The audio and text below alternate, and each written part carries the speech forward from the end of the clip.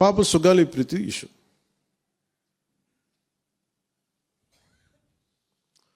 పండ్లున్న చెట్టుగా రాళ్ళు పడతాయంటారు. ఎవరైతే చేయూతనిస్తారో, ఎవరైతే ఆదరిస్తారో వాళ్ళని తిడితే ఎట్లాగా? అసలు ఈరోజు సుగాలి ప్రీతి అనే కేసు ఎలా ఎక్కడి నుంచి బయటకు వచ్చింది మీరు చెప్పండి. ఇలాంటి అన్యాయం జరిగిందని ఎవరికి తెలుసు?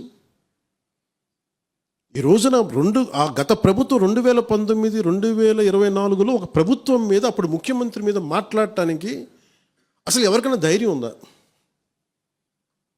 ఒక ముఖ్యమంత్రిని అరెస్ట్ ఒక మాజీ ముఖ్యమంత్రిని ఆ టైంలో అరెస్ట్ చేస్తే రావడానికి ఎవరు లేరు రోడ్ల మీద. అలాంటి పరిస్థితుల్లో ఓడిపోయి 2 చోట్ల ఓడిపోయి ఉన్న ఒక ఎమ్మెల్యే వాళ్ళ పార్టీకి వెళ్ళిపోతే ఏ మానసిక స్థైర్యం, ఏ ధైర్యం, ఏది ఉంటుంది చెప్పండి ఎవరికైనా? మరి అలాంటి సమయంలో నేను ఒక తల్లి పడ్డ వేదన తీసుకున్నా. నాకే సరదాన 2 లక్షల మంది జనం మధ్యలో నడుచుకుంటా వెళ్ళి ఆ సమస్యను హైలైట్ చేసి వాళ్ళు సిబిఐకి ఇచ్చారు. సిబిఐకి ఇస్తే మన ఇంటర్నల్ పేపర్ వర్క్ మనకి ఎలా తెలుస్తుంది?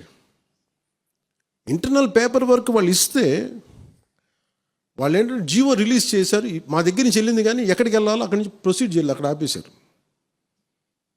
హోంశాఖ నుంచి వెళ్ళింది సెక్రటేరియట్లో ఎక్కడో నెక్స్ట్ ఫైల్ ఢిల్లీకి వెళ్ళాల్సిన అక్కడ ఆపేశారు. మేము హోంమంత్రికి మేము సిబిఐకి పంపించేసాం అంటే లెటర్ చేశారు, లాక్ చేసి లాకర్లో పెట్టారు. ఇది జరిగింది. ఈ ప్రాసెస్లో ఏం చేశారు, వాళ్ళకి ఈ కేసు కొంచెం సెన్సిటివ్ కేసు కాబట్టి మీకు చెప్తాను. సుగాలి ప్రీతి నేను ఎందుకు కొంచెం సున్నితంగా మాట్లాడాలి ఈ విషయం ఏదంటే, మీకు ఒక అన్యాయం జరిగినప్పుడు, ఎవరికైనా ఒక అన్యాయం జరిగినప్పుడు మనం ఏం చేస్తామంటే, నాకు ఆ వ్యక్తికి శిక్ష పడాలి, ఇంకింతే ఉండాలి.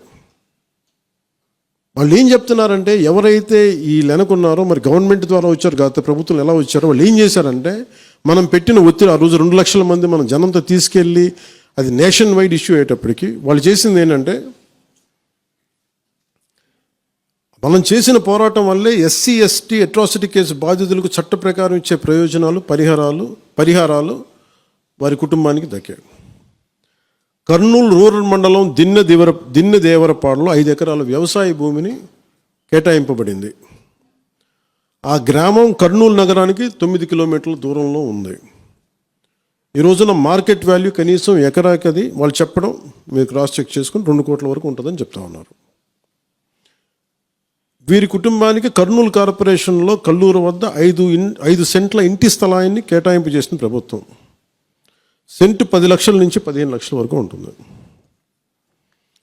పాప 2 తల్లిదండ్రులకి రెవెన్యూ శాఖలో జూనియర్ అసిస్టెంట్గా ఉద్యోగం ఇవ్వడం అయింది. ఇది కాకుండా ఇవి మన పోరాటం వల్ల ఒత్తిడి పెట్టడంలో వచ్చినాయి. ఇవి కాకుండా నేను ఫస్ట్ టైం ఛార్జ్ తీసుకోగానే మొదట చెప్పిన మాట, పాపకి న్యాయం జరగాలి, ఏమేమి జరిగిందని సిఐడి చీఫ్ని నేనే తెలియజేశాను. డీజీపీ గారికి పంపించాను, అప్పుడు డీజీపీ గారికి తిరుమలరావు గారు, అలాగే సిఐడి అధికారులకు చెప్పాను, ఉన్నతాధికారికి, హోమ్ మినిస్టర్ గారికి చెప్పాం. ఇవన్నీ చెప్తే పోలీసు సిఐడి వాళ్ళు చెప్పింది ఏంటంటే, అసలు అప్పట్లోనే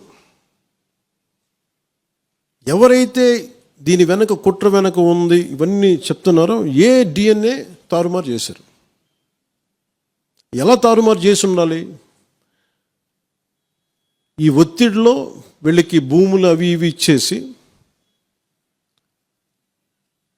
మరి ఏం చెప్పారు నాకు తెలియదు కానీ నాకు తెలిసి వాళ్ళు ఈరోజు పోలీసు చెప్తుంది ఏంటంటే, సాక్ష్యాలు వీళ్ళు చెప్తున్న వ్యక్తుల మీద వాళ్ళ డిఎన్ఏకి దీనికి మ్యాచ్ కావట్లేదు. ఇది వాస్తవం. కోర్ట్స్ ఏం చేస్తాయి, పోలీసు ఏం చేస్తారు, దీన్ని కూర్చోబెట్టి. ఎందుకు చెప్తున్నానంటే, ఇది వివేకానంద రెడ్డి గారిని చంపేశారని తెలుసు అందరికీ. ఎవరైతే చేస్తున్న నిందితులు ఉన్నారో వాళ్ళు ఒక్కొక్కరుగా చంపేస్తున్నారు వాళ్ళని. మరీ గత 5 సంవత్సరాల్లో ఇట్స్ క్లాసిక్ కేసెస్ ఇవి. ఈ ప్రక్షాళనకే పూనుకున్నాం మనం. ఇది ముఖ్యంగా మన ఎమ్మెల్యేలకు కానీ, మీరు ఎంపీస్, యాజ్ అన్ ఎంపీస్ మీకు కూడా, మీరు ఈ కేసెస్ మీద మీరు రేపొద్దున అసెంబ్లీలో గళమెత్తాలి, మీరు తప్పదు. ముఖ్యంగా లా అండ్ ఆర్డర్ వీళ్ళు అందరూ తప్పించుకుంటూ వెళ్ళిపోతే ఇట్లా ఒక సోషల్ అన్రెస్ట్ వస్తుంది దీనివల్ల. అంటే వ్యక్తికి ఒక నేరస్తుడు చేసిన ఒక కులానికి చెందుతాడు, ఏదో ఒక నేరస్తుడు, మనం ఏం చేయలేము దానికి. ఇందాక అరుణ చెప్పినట్టుగా ప్రతి ఒక్కరు ఏదో కులానికి చెందాలి, వేరే దారి లేదు మనకి. మనం వేరేలా పొట్ల ఏదో కులానికి చెందాలి. కానీ తప్పు చేస్తే కూర్చోబెట్టి పలానా టక్కుమైన ఒక మాట అనేస్తారు. పలానా ఎక్స్ చేసాడు అన్నావు, పలానా కాస్ట్కి చెందిన వాడు చేసాడు అంటారు. అసలు ఇంత కాస్ట్ ఎక్కడి నుంచి వచ్చిందో తెలియదు క్రైమ్కి. సో అందుకని మేము బీయింగ్ లీడర్ని చాలా సెన్సిటివ్గా మాట్లాడాలి. మరీ నేను మిగతా వాళ్ళు గబుక్కుని మాట్లాడేసి గత ప్రభుత్వ నాయకులు మాట్లాడేసి వెళ్ళిపోవచ్చు, ఈజీ అది. కానీ నేను అలా మాట్లాడకూడదు. దట్టు నేను ఇప్పుడు డిప్యూటీ సీఎం పదవిలో ఉన్నాను కాబట్టి నేను చాలా ఒళ్ళు దగ్గర పెట్టుకుని మాట్లాడాలి. అందుకని ఇవన్నీ మీరు ఒక్కసారి దీంట్లో కూడా ఆ పాపకి న్యాయం జరగాలి, దోషులుంటే శిక్షింపబడాలి, దాంట్లో అసలు ఎప్పుడు లేదు. కానీ ఇలా ఒత్తిడి పెట్టాల్సిన వారికి కూడా నా విన్నపం ఏంటంటే, మీరు అసలు ఈ కేసు ఎవరి వల్ల బయటకు వచ్చింది మీరు చెప్పండి. సో మా త్రికరణ శుద్ధిని, మా చిత్తశుద్ధిని మీరు తక్కువ ఎంచిన. ఇక్కడ కేసులు వాళ్ళు కూర్చోబెట్టి నేను వెళ్ళి సాక్ష్యాధారాలు నేనేం క్రియేట్ చేయలేను. అక్కడ గత ప్రభుత్వం చేసిన తప్పులు కొనేసారు వీళ్ళు చాలామందిని. మరి ఏం కొన్నారు, ఎలా కొన్నారు, దీని మీద కేసు పెట్టాలి. ది లెట్ ఎంటైర్, ఇది నా ఒక్కడే కేసు కాదు, ఇది ఎంటైర్ సొసైటీకి ఇది సిచ్యువేషన్. మీరందరూ కూర్చొని ఒకసారి మన ఎమ్మెల్యేస్ అందరూ కూడా, మన నాయకులందరూ కూర్చోబెట్టి you try to take it to home minister గారు, including law and order CM గారి దృష్టిలో చేతిలో ఉంటుంది కాబట్టి నేను ఇంతకుమించి దీని మీద మాట్లాడకూడదు. ఎందుకంటే నేను శిక్ష పడాలని కోరుకుంటాను. ఇంతకుమించి కాకపోతే ఏమైపోతుంది, నా మీద నన్ను లాగడం చాలా తేలిక అందరికీ. ఎందుకంటే నేను మెత్తని మనిషిని కదా, నా మీద రాళ్ళు వేసేయండి ఈజీ, నా చొక్కా పట్టుకోవడం ఈజీ. అదే గత ప్రభుత్వం ముఖ్యమంత్రిని పట్టుకోమని చెప్పండి, ధైర్యం కూడా చేయరు, ఇప్పటికీ ధైర్యం చేయరు. ఎందుకంటే వాళ్ళ మనుషులు ఇళ్లలోకి వచ్చి కొడతారు, క్రిమినల్స్ వచ్చి ఇళ్లలోకి వచ్చి కొడతారు, చంపేస్తారని భయం. మనం ప్రజాస్వామ్యం కదా, మనం భరించాలి. అందుకని దయచేసి దీన్ని మీరు ఒకసారి కూర్చోబెట్టి ఒకసారి మన గౌరవ శాసనసభ్యులు, మంత్రివర్గ సహచరులు, లెజిస్లేటివ్ కౌన్సిల్ మెంబర్స్, పార్టీ నాయకులు అందరూ దీని మీద ఒకసారి, స్పోక్స్ పర్సన్స్, వీర మహిళ నాయకులు, మీరందరూ ఒక్కసారి కూర్చోబెట్టి ప్రతి ఒక్కరు కూడా దీని మీద, ఇది ఎందుకంటే ఇది ఒక కేసుగా చూడకండి, ఇది గర్ల్ చైల్డ్ తాలూకు ప్రొటెక్షన్ చాలా ఎసెన్షియల్. అందుకని దీన్ని సోషల్ మీడియా యాక్ట్ కానీ ఇవన్నీ మాట్లాడాలని పొద్దున్న నిర్ణయించుకున్నాం. ఇది ఒకసారి మీ దృష్టికి తీసుకొస్తా ఉన్నాను. నన్ను లాగడం చాలా తేలిక అందరికీ, ఎందుకంటే నేను మెత్తని మనిషిని కదా, నా మీద రాళ్ళు వేసేయండి ఈజీ, నా చొక్కా పట్టుకోవడం ఈజీ. అదే గత ప్రభుత్వం ముఖ్యమంత్రిని పట్టుకోమని చెప్పండి, ధైర్యం కూడా చేయరు, ఇప్పటికీ ధైర్యం చేయరు. ఎందుకంటే వాళ్ళ మనుషులు ఇళ్లలోకి వచ్చి కొడతారు, క్రిమినల్స్ వచ్చి ఇళ్లలోకి వచ్చి కొడతారు, చంపేస్తారని భయం. మనం ప్రజాస్వామ్యం కదా, మనం భరించాలి. అందుకని దయచేసి దీన్ని మీరు ఒకసారి కూర్చోబెట్టి ఒకసారి మన గౌరవ శాసనసభ్యులు, మంత్రివర్గ సహచరులు, లెజిస్లేటివ్ కౌన్సిల్ మెంబర్స్, పార్టీ నాయకులు అందరూ దీని మీద ఒకసారి, స్పోక్స్ పర్సన్స్, వీర మహిళ నాయకులు, మీరందరూ ఒక్కసారి కూర్చోబెట్టి ప్రతి ఒక్కరు కూడా దీని మీద, ఇది ఎందుకంటే ఇది ఒక కేసుగా చూడకండి, ఇది గర్ల్ చైల్డ్ తాలూకు ప్రొటెక్షన్ చాలా ఎసెన్షియల్. అందుకని దీన్ని సోషల్ మీడియా యాక్ట్ కానీ ఇవన్నీ మాట్లాడాలని పొద్దున్న నిర్ణయించుకున్నాం. ఇది ఒకసారి మీ దృష్టికి తీసుకొస్తా ఉన్నాను. నన్ను లాగడం చాలా తేలిక అందరికీ, ఎందుకంటే నేను మెత్తని మనిషిని కదా, నా మీద రాళ్ళు వేసేయండి ఈజీ, నా చొక్కా పట్టుకోవడం ఈజీ.